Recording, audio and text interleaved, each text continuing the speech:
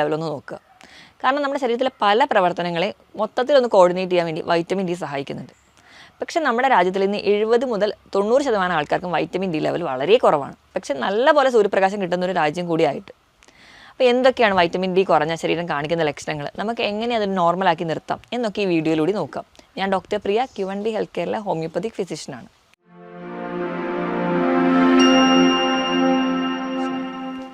Vitamin D എന്ന് പറഞ്ഞാൽ sunshine vitamin നമ്മുടെ ശരീരത്തിൽ ഉണ്ടാക്കുന്ന ഒരു വൈറ്റമിനാണ്. അതായത് നമ്മൾ നല്ലപോലെ വെയിലൊക്കെ കൊണ്ടു കഴിഞ്ഞാൽ നമ്മുടെ ശരീരത്തിൽ തന്നെ ഉൽപ്പാദിപ്പിക്കുന്ന ഒരു വൈറ്റമിനാണ്. അപ്പോൾ വെയിൽ മാത്രം കൊണ്ടു കഴിഞ്ഞാൽ നമുക്ക് വൈറ്റമിൻ ഡി കിട്ടുമോ എന്നുള്ളത് പലരുടെയും ഡൗട്ടാണ്. വെയിൽ മാത്രം കൊണ്ടതുകൊണ്ട് നമുക്ക് വൈറ്റമിൻ ഡി കിട്ടില്ല. ഒരു സമീകൃത ആഹാരം കൂടി ഉണ്ടെങ്കിൽ മാത്രമേ കംപ്ലീറ്റ് ആയിട്ട് വൈറ്റമിൻ ഡി നമ്മുടെ ശരീരത്തിൽ എത്തുള്ളൂ. ഈ വൈറ്റമിൻ ഡി എന്ന് പറഞ്ഞാൽ നമ്മൾ ഒരു 10 മണി മുതൽ 3 മണി വരെ ഇടയിലുള്ള വെയിലാണ് നമ്മൾ കൊള്ളേണ്ടത്. കാരണം ആ ഒരു ടൈമിലാണ് അൾട്രാവയലറ്റ് ഡി റേസ് നമ്മുടെ ഉണ്ടാവുള്ളൂ. ഈ ഒരു അൾട്രാവയലറ്റ് ഡി റേസ് നമ്മുടെ സ്കിന്നിൽ വീഴണം. സ്കിന്നിൽ വീണിട്ട് അത് ലിവറിലും അതുപോലെ തന്നെ കിഡ്നിയിലും അതിൻ്റെ ഒരു മെക്കാനിസം അല്ലെങ്കിൽ അതിൻ്റെ ഒരു പ്രൊഡക്ഷൻ പ്രോസസ്സ് നടന്ന് ഫൈനലി ഉണ്ടാകുന്നതാണ് വൈറ്റമിൻ ഡി എന്ന് പറയുന്നത്.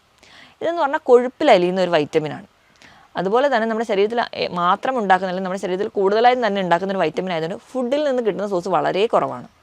അപ്പം വെയിൽ കൊള്ളുന്നതിനോടൊപ്പം സമീകൃത ആഹാരം എന്ന് പറഞ്ഞത് നമ്മുടെ പ്രോപ്പറായിട്ടുള്ള ഒരു ലിവറിൻ്റെയും കിഡ്നിയും ഒക്കെ ഉണ്ടെങ്കിൽ മാത്രമേ വൈറ്റമിൻ ഡി നമുക്ക് ശരീരത്തിൽ ഉണ്ടാവുള്ളൂ. അപ്പോൾ ഇന്ത്യയിൽ ഇത്രയും അധികം ആൾക്കാർക്ക് ഈ വൈറ്റമിൻ ഡി കുറയാനുള്ള ബേസിക് കാരണം എന്ന് പറഞ്ഞിട്ടുണ്ടെങ്കിൽ ലിവറും കിഡ്നിയും ഒന്നും പ്രോപ്പറായിട്ട് ഫംഗ്ഷൻ ചെയ്യുന്നില്ല. നമ്മളിന്ന് നോക്കിക്കഴിഞ്ഞാൽ ഒരുപാട് പേർക്ക് ഫാറ്റി ലിവർ ഉണ്ട്. അപ്പം അവിടെയും ഒരു കംപ്ലീറ്റ് ആയിട്ട് അല്ലെങ്കിൽ ഒരു വൈറ്റമിൻ ഡിയുടെ പ്രൊഡക്ഷൻ കറക്റ്റായിട്ട് നടക്കുന്നില്ല. മിക്ക ആൾക്കാർക്കും ഡയബറ്റീസ് ഉണ്ട്. ഡയബറ്റീസ് അൺകൺട്രോളായി പോയി കഴിഞ്ഞാൽ ഏറ്റവും ആദ്യം ബാധിക്കുന്നത് ഒരു കിഡ്നീനെയാണ്. അങ്ങനെ കിഡ്നിയും പ്രോപ്പർ അല്ലാത്തത് കൊണ്ടാണ് നമ്മുടെ രാജ്യത്ത് ഇത്രയും അധികം വൈറ്റമിൻ ഡി കുറഞ്ഞ ആൾക്കാർ കാണുന്നത്. അപ്പോൾ വൈറ്റമിൻ ഡിയുടെ സോഴ്സ് ഒന്ന് നമ്മുടെ ഭക്ഷണം എടുക്കുകയാണെങ്കിൽ കോഡ് ലിവർ ഓയിലാണ്. കോഡ് ലിവർ എന്ന് പറഞ്ഞാൽ കുറച്ച് നെയ്യൊക്കെയുള്ള മത്സ്യങ്ങൾ, അതുപോലെ തന്നെ മത്തി, അയല, നെത്തോലി പോലെയുള്ള മത്സ്യങ്ങളൊക്കെ കാണാം. അല്ലെങ്കിൽ നമുക്ക് കോഡ് ലിവർ ടാബ്ലറ്റ് ആയിട്ട് നമുക്ക് കിട്ടാറുണ്ട്. മുട്ടയുടെ മഞ്ഞയിലും ഒരു അംശം വരെയുണ്ട്. അതുപോലെ തന്നെ കൂണിൽ നമുക്ക് കാണാൻ പറ്റും. ഇതിലൊക്കെയാണ് കൂടുതലായിട്ടും. പിന്നെ നമുക്ക് കാണുന്നത് കൂടുതലും പാലുൽപ്പന്നങ്ങളിലുമാണ് വൈറ്റമിൻ ഡി കിട്ടുന്നത്. പക്ഷേ എപ്പോൾ നോക്കിയാലും വൈറ്റമിൻ ഡി ഫുഡിൽ നിന്ന് കിട്ടുന്ന സോഴ്സ് താരതമ്യേന നമ്മുടെ സൂര്യപ്രകാശത്തിൽ നിന്ന് കിട്ടുന്നതിനേക്കാളും കുറവാണ്. ഇനി നമുക്ക് വൈറ്റമിൻ ഡി ഇത്രയധികം കുറയാനുള്ള കാരണങ്ങൾ എന്തൊക്കെയാണെന്ന് നോക്കാം. ഒന്നാമത് നമ്മുടെ ഒരു ഇൻഡോർ ആക്ടിവിറ്റീസാണ് കൂടുതൽ. ഇപ്പോൾ നമ്മൾ കുട്ടികളുടെ കേസ് എടുക്കുകയാണെന്നുണ്ടെങ്കിൽ ബേസിക്കായിട്ട് നമ്മൾ വെയിൽ കൊള്ളുന്നത് വളരെ കുറവാണ്. നമ്മൾ അധികം ഒന്നും പുറത്തു പോയി കഴിക്കുന്നില്ല. കൂടുതലും ഇരുന്നിട്ടുള്ള കളികളാണ്, കൂടുതലും ഇൻഡോർ ആക്ടിവിറ്റീസാണ് നമ്മളെല്ലാവരും ചെയ്യുന്നത്. അപ്പോൾ വെയിൽ കൊള്ളാത്തതിൻ്റെ ഭാഗമായിട്ടാണ് ഒരു കാരണം. ഇനിയിപ്പോൾ നമ്മൾ വെയിലത്ത് ഇറങ്ങുകയാണെങ്കിലോ നമുക്ക് എന്തെങ്കിലും സൺസ്ക്രീനോ അല്ലെങ്കിൽ മറ്റെന്തെങ്കിലും പ്രൊട്ടക്ഷൻ ഉപയോഗിച്ചിട്ട് മാത്രമേ നമ്മൾ പുറത്തിറങ്ങാറുള്ളൂ. ഒന്ന് വെയിലത്തിറങ്ങുകയാണെങ്കിൽ നമ്മൾ നല്ലപോലെ സൺസ്ക്രീൻ ഇടും. അപ്പോൾ സൺസ്ക്രീൻ എന്ന് പറയുമ്പോൾ അധികമായി കഴിഞ്ഞാൽ നമുക്ക് തീരെ അൾട്രാവയലറ്റ് റേസ് ഒന്നും നമ്മുടെ ശരീരത്തിൽ എത്തിയില്ല. അതിൻ്റെ ഭാഗമായിട്ട് വൈറ്റമിൻ ഡി കുറയും. അല്ലെങ്കിൽ തന്നെ നമ്മൾ കുടയൊക്കെ ചൂടി വെയിൽ കൊള്ളാത്ത രീതിയിലാണ് നമ്മളെപ്പോഴും പുറത്തിറങ്ങുക. അങ്ങനെ വരാൻ ചാൻസ് ഉണ്ട്. ഇനി ഇതല്ലാതെ ഞാൻ നേരത്തെ പറഞ്ഞ പോലെ ലിവറും കിഡ്നിയും ഒന്നും പ്രോപ്പർ അല്ല നിങ്ങളുടെ ഫംഗ്ഷൻ ചെയ്യുന്നതെങ്കിൽ അതിൻ്റെ ഭാഗമായിട്ട് നിങ്ങൾക്ക് വൈറ്റമിൻ ഡി ഡെഫിഷ്യൻസി വരാൻ ചാൻസ് ഉണ്ട്. ഇനി സമീകൃത ആഹാരം കഴിക്കുന്നില്ല. അപ്പം ഞാൻ ഈ പറഞ്ഞ ഫുഡൊന്നും നിങ്ങൾ ഇൻക്ലൂഡ് അല്ല. എപ്പോഴും നമ്മൾ കഴിക്കുന്ന ഫുഡെന്ന് പറഞ്ഞാൽ നമ്മുടെ ഇഷ്ടത്തിനുള്ള ഫുഡുകളായിരിക്കും. അല്ലാതെ നമ്മളൊരു ഹെൽത്തി ഡയറ്റ് ആയിരിക്കില്ല നമ്മൾ പ്രോപ്പറായിട്ട് ഫോളോ ചെയ്യുന്നത്. അപ്പോൾ അതിൻ്റെ ഭാഗമായിട്ട് നമുക്ക് വൈറ്റമിൻ ഡി ഡെഫിഷ്യൻസി കാണിക്കാറുണ്ട്. ഈ പറഞ്ഞ കാരണങ്ങളോടൊപ്പം തന്നെ നമ്മൾ മഗ്നീഷ്യം നമ്മുടെ ശരീരത്തിൽ കുറഞ്ഞു കഴിഞ്ഞാലും കൃത്യമായിട്ട് ഒരു വൈറ്റമിൻ ഡിയുടെ പ്രൊഡക്ഷൻ നടക്കില്ല. കാരണം നമ്മുടെ ശരീരത്തിൽ വൈറ്റമിൻ ഡിയുടെ പ്രൊഡക്ഷൻ നടക്കണമെങ്കിൽ മഗ്നീഷ്യം എന്ന് പറയുന്ന ഒരു മിനറലിൻ്റെ അത്യാവശ്യമായിട്ട് വേണം. അപ്പോൾ ഇതിൻ്റെ ഒരു അഭാവം മൂലവും നമുക്ക് വൈറ്റമിൻ ഡി നമ്മുടെ ശരീരത്തിൽ കുറയാൻ കാരണമാണ്. ഇനി എന്തൊക്കെയാണ് നോർമലി വൈറ്റമിൻ ഡിയുടെ ഫംഗ്ഷൻസ് എന്ന് നോക്കാം. ഏറ്റവും ആദ്യം പറഞ്ഞു കഴിഞ്ഞാൽ എല്ലുകളുടെയും പല്ലുകളുടെയും ഒക്കെ ഒരു ബലത്തിന് വേണ്ടിയിട്ടാണ്. അപ്പോൾ നമ്മുടെ ഒരുപാട് കേസസിൽ നമ്മൾ വൈറ്റമിൻ ഡി ടെസ്റ്റ് ചെയ്യാൻ നമ്മൾ തന്നെ മുൻകൈ എടുക്കുന്നത് നമുക്ക് മിക്കവാറും വേദനകൾ അല്ലെങ്കിൽ തേയ്മാനമൊക്കെ വന്നു തുടങ്ങുമ്പോഴാണ്. അപ്പോൾ ഏറ്റവും ആദ്യം നമ്മുടെ വൈറ്റമിൻ ഡി എന്ന് പറഞ്ഞാൽ നമ്മുടെ ശരീരത്തിൽ അല്ലെങ്കിൽ നമ്മുടെ ബോഡിയിൽ അല്ലെങ്കിൽ നമ്മൾ ആമാശയത്തിലൂടെ അബ്സോർബ് ചെയ്തെടുക്കുന്ന കാൽസ്യത്തിനെ കൃത്യമായിട്ട് അബ്സോർബ് ചെയ്യാൻ വേണ്ടി സഹായിക്കുന്ന വൈറ്റമിൻ ഡി ആണ്. നമ്മൾ ഒരുപാട് കാൽസ്യം അടങ്ങിയ ഭക്ഷണം കഴിക്കുന്നുണ്ട്. പക്ഷേ നമുക്ക് ആ ഒരു വൈറ്റമിൻ ഡി ഡെഫിഷ്യൻസി ഉണ്ടെങ്കിൽ നമ്മുടെ കാൽസ്യം ഡെഫിഷ്യൻസി നമ്മുടെ ശരീരത്തിൽ ഉണ്ടാവും. നമ്മൾ ഒരുപാട് കാൽസ്യം അടങ്ങിയ ഭക്ഷണം കഴിച്ചിട്ടും എന്തുകൊണ്ടാണ് ഡോക്ടറെ എനിക്കിങ്ങനെ തേയ്മാനം വന്നത് അല്ലെങ്കിൽ എനിക്കൊരു ബലക്കുറവ് എന്തുകൊണ്ടാണ് വന്നതെന്ന് പലരും ചോദിക്കുന്നതിനുള്ളൊരു കാരണം എന്ന് പറഞ്ഞിട്ടുണ്ടെങ്കിൽ അവരുടെ ശരീരത്തിൽ കാൽസ്യം ഒരുപാട് എത്തുന്നുണ്ടെങ്കിലും അത് പ്രോപ്പറായിട്ട് ഒന്ന് അസിമിലേറ്റ് ചെയ്യാൻ വേണ്ടിയിട്ട് വൈറ്റമിൻ ഡി അവിടെ ഉണ്ടാവില്ല. അപ്പോൾ അതിൻ്റെ ഭാഗമായിട്ട് അവർക്ക് തേയ്മാനോ അല്ലെങ്കിൽ പെട്ടെന്നുണ്ടാകുന്ന ഓസ്റ്റിയോപോറോസിസ് പോലെയുള്ള കണ്ടീഷൻസ് ഒക്കെ ഉണ്ടാകുന്നത്. ഇനി രണ്ടാമതായിട്ട് ഫോസ്ഫറസിൻ്റെ ലെവൽ മെയിൻറ്റെയിൻ ചെയ്യാനും വൈറ്റമിൻ ഡി സഹായിക്കുന്നുണ്ട്. ഈ കാൽസ്യവും ഫോസ്ഫറസും ഒക്കെ ഒരു ഹോർമോണൽ കൺട്രോൾ വഴി, പാരാതെർമോൺ എന്ന് പറയുന്ന ഒരു ഹോർമോണൽ കൺട്രോൾ വഴിയാണ് നടക്കുന്നത്. അതിനോടൊപ്പം തന്നെ വൈറ്റമിൻ ഡിയുടെ സഹായം കൊണ്ടാണ് ഈ ഫോസ്ഫറസ് ലെവൽ മെയിൻറ്റെയിൻ ചെയ്യുന്നത്. അതുപോലെ പല രോഗങ്ങളെയും തടയാൻ, പല ഇൻഫെക്ഷൻസിനെ തടയാൻ വേണ്ടി സഹായിക്കുന്നുണ്ട്. ക്യാൻസറിൻ്റെ പല പ്രോസ്റ്റേറ്റ് ക്യാൻസർ, തൈറോയ്ഡ് ക്യാൻസർ ഇതൊക്കെ തടയാൻ വേണ്ടി വൈറ്റമിൻ ഡി ഒരു പരിധി വരെ സഹായിക്കുന്നുണ്ട്. ഇനി ഡയബറ്റീസിൻ്റെ കേസ് എടുക്കുകയാണെങ്കിൽ ടൈപ്പ് 1 ഡയബറ്റീസ്, ടൈപ്പ് 2 ഡയബറ്റീസ്, അതുപോലെ ബി.പിനെ കൺട്രോൾ ചെയ്യാനൊക്കെ വൈറ്റമിൻ ഡി ഹെൽപ്പ് ചെയ്യുന്നുണ്ട്. അപ്പോൾ ഇതൊക്കെയാണ് നോർമലി വൈറ്റമിൻ ഡിയുടെ ഫങ്ഷൻസ്. ഇനി വൈറ്റമിൻ ഡി കുറഞ്ഞു കഴിഞ്ഞാൽ നമ്മൾ എങ്ങനെ തിരിച്ചറിയും, എന്തൊക്കെ ലക്ഷണങ്ങളാണ് കാണിക്കുന്നത് നോക്കാം. ഏറ്റവും ആദ്യം തന്നെ നമുക്ക് കണ്ടിന്യൂസ് ആയിട്ടുള്ള ബോൺ പെയിൻ അല്ലെങ്കിൽ മസിൽ പെയിൻ, ജോയിൻറ്റ് പെയിൻ ഒക്കെയാണ് പറയാം. നമ്മുടെ സന്ധികൾക്കൊക്കെ നീർക്കെട്ട് അല്ലെങ്കിൽ സന്ധികൾക്കൊക്കെ വേദന പറയാറുണ്ട്. ഇപ്പം മസിൽ പെയിൻ ആണെങ്കിൽ നമുക്ക് ആ ഒരു പർട്ടിക്കുലർ ഏരിയ അല്ലെങ്കിൽ ആ ഒരു മസിലിൽ മാത്രമായിരിക്കും വേദന കാണിക്കുക. ഒരു ചെറിയൊരു ഏരിയയിലായിരിക്കും നമ്മൾ നടക്കുക അല്ലെങ്കിൽ ജോലി ചെയ്യുമ്പോഴായിരിക്കും കൂടുതലും വേദന കാണിക്കുക.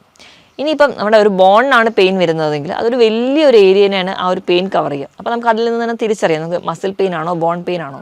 കൂടുതലും ഈ സന്ധികൾക്ക് വേദന, എല്ലിനൊക്കെ തേയ്മാനം വരുന്നതൊക്കെ ഈ ഒരു വൈറ്റമിൻ ഡി കുറയുന്നതുകൊണ്ട് നമ്മൾ കഴിച്ച ഭക്ഷണത്തിൽ നിന്ന് കാൽസ്യത്തിനെ അബ്സോർബ് ചെയ്തിട്ട് കാൽസ്യത്തിൻ്റെ ലെവൽ ബ്ലഡിൽ നിലനിർത്തുക.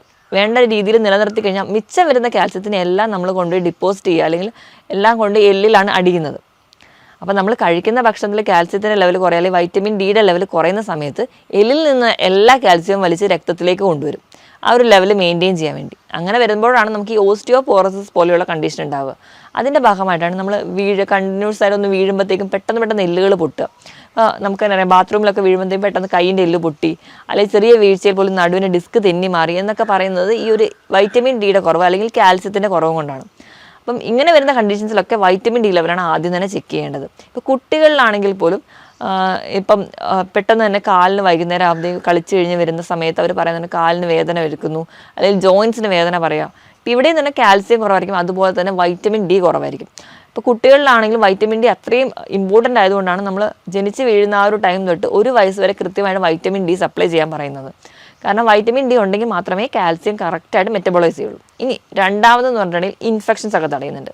ഇപ്പോൾ ഈ അടുത്തിടെ ആയിട്ടുള്ളൊരു പഠനത്തിൽ പറയുന്നത് TB ഉള്ള ഒരുപാട് ആൾക്കാരെ നോക്കിയപ്പോഴും അതിലൊക്കെ കാണുന്നത് ഈ ഒരു വൈറ്റമിൻ ഡിയുടെ കുറവ് കാണുന്നുണ്ട്. അപ്പം ഈ ഒരു വൈറ്റമിൻ ഡി എന്ന് പറയുന്നത് ഈ ഒരു കണ്ടീഷൻസ് അല്ലെങ്കിൽ ഈ ഒരു കേസിൽ പഠിച്ച പോലെ തന്നെ പല രോഗങ്ങളെയും തടയാൻ വേണ്ടി സഹായിക്കുന്നുണ്ട്. കാരണം നമ്മുടെ ശരീരത്തിലോട് ബാക്ടീരിയോ വൈറസോ എന്തോ കടന്നു വന്നിട്ടുണ്ടെങ്കിൽ ഈ ഒരു മാക്രോഫേജിക് ആക്ടിവിറ്റി എന്ന് പറഞ്ഞ ഒരു ഫംഗ്ഷൻ ഉണ്ട്. ശ്വേത രക്താണുക്കൾ ചെയ്യുന്ന ഈ ഒരു പ്രവർത്തനങ്ങൾ കൊണ്ടാണ് ഇവയെല്ലാം നമ്മൾ പുകച്ച് പുറത്ത് അടിക്കുന്നത്.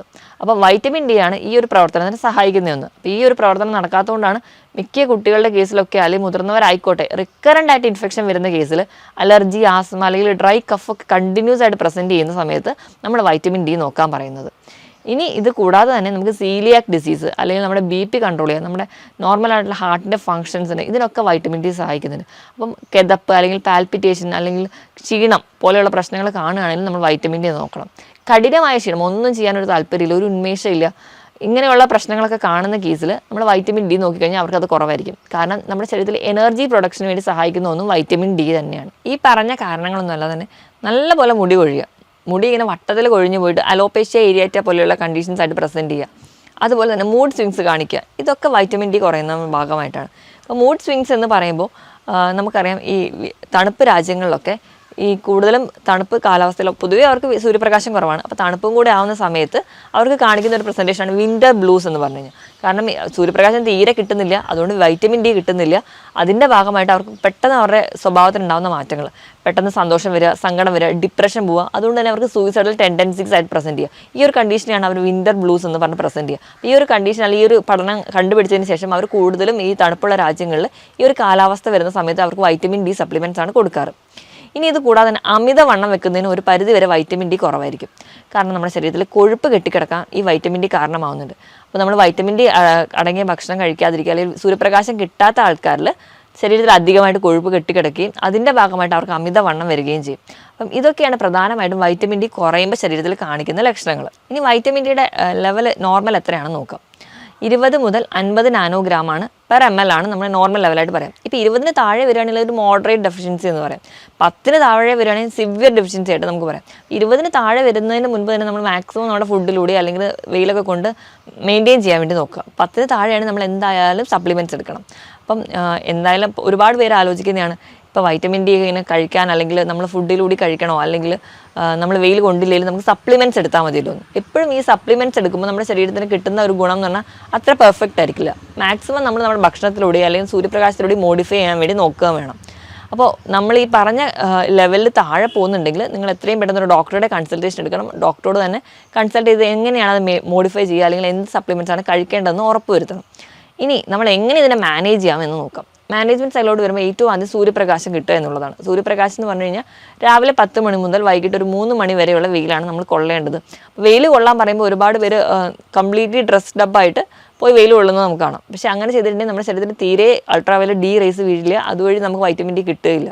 അപ്പം മാക്സിമം നമ്മുടെ കയ്യിലോ കാലിലോ, അപ്പോൾ മുഖത്താണ് എല്ലാവർക്കും പ്രശ്നം, അല്ലെങ്കിൽ സൺ ടാൻ അടിക്കുന്നു എന്നൊക്കെ ബുദ്ധിമുട്ടുള്ളവരാണെങ്കിൽ കയ്യിൽ കാലിലെങ്കിലും മാക്സിമം സൺസ്ക്രീൻ ഒന്നും ഉപയോഗിക്കാതെ തന്നെ വെയിൽ കൊള്ളാൻ വേണ്ടി ശ്രമിക്കുക. ഒരു 10 മുതൽ 15 മിനിറ്റെങ്കിലും ദിവസവും നിങ്ങൾ വെയിൽ കൊള്ളുകയാണെങ്കിൽ ഈ വൈറ്റമിൻ ഡിയുടെ ഡെഫിഷ്യൻസി നിങ്ങൾക്ക് തീരെ ഉണ്ടാവില്ല.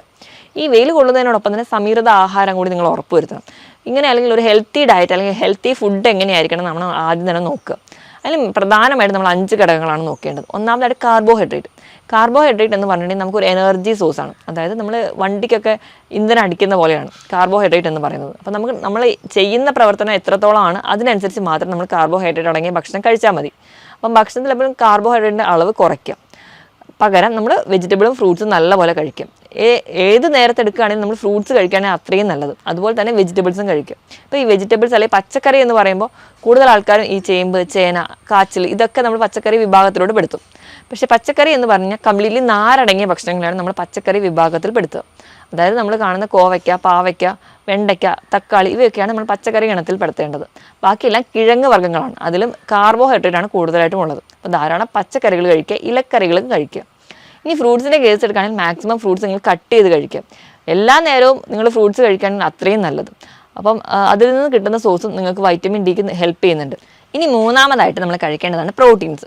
നമ്മൾ വൈറ്റമിൻ ഡി കിട്ടാൻ വേണ്ടി കഴിക്കേണ്ട പ്രോട്ടീൻസ് എന്ന് പറഞ്ഞിട്ടുണ്ടെങ്കിൽ ഇറച്ചി, മീൻ, മുട്ട. പ്രധാനമായിട്ടും മുട്ടയുടെ മഞ്ഞയിലാണ്. അതുപോലെ തന്നെ കൂണിലും ധാരാളം വൈറ്റമിൻ ഡി ഉണ്ട്. അപ്പോൾ നമ്മൾ ദിവസവും ഇതൊക്കെ കഴിക്കുകയാണെങ്കിൽ മാക്സിമം ഈ വൈറ്റമിൻ ഡി അടങ്ങിയ ഭക്ഷണങ്ങൾ 20 ഗ്രാമെങ്കിലും ദിവസം കഴിക്കുകയാണെങ്കിൽ കംപ്ലീറ്റ്ലി നമുക്ക് വൈറ്റമിൻ ഡി ഡെഫിഷ്യൻസി മാറ്റാൻ പറ്റും.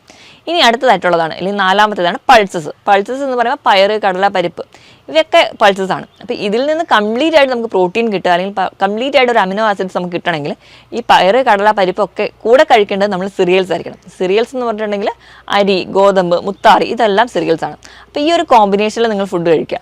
പൾസസും സിറിയൽസും കൂടി ചേർത്താൽ മാത്രമേ നമുക്ക് കംപ്ലീറ്റ് ആയിട്ട് ന്യൂട്രിയൻസ് അല്ലെങ്കിൽ കംപ്ലീറ്റ് ആയിട്ട് പ്രോട്ടീൻസും കിട്ടുള്ളൂ. അതുപോലെ തന്നെ വൈറ്റമിൻ ഡിയും കിട്ടുള്ളൂ.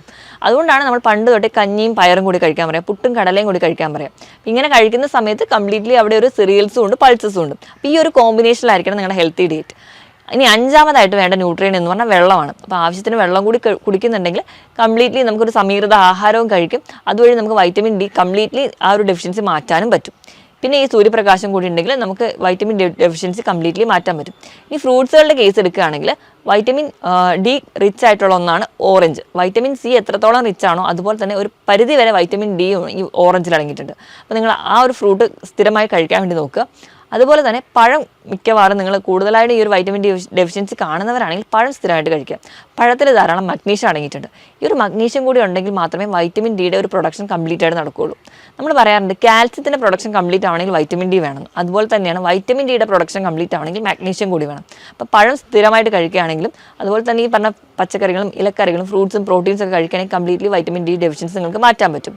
ഞാൻ ഈ പറഞ്ഞ ടോപ്പിക്കിൽ എന്തെങ്കിലും ഡൗട്ട് ഉണ്ടെങ്കിൽ നിങ്ങൾ താഴെ കാണുന്ന നമ്പറിൽ കോൺടാക്ട് ചെയ്യുക. മറ്റൊരു ഹെൽത്ത് ടോപ്പിക്കുമായിട്ട് വീണ്ടും കാണുന്നവരെ നന്ദി.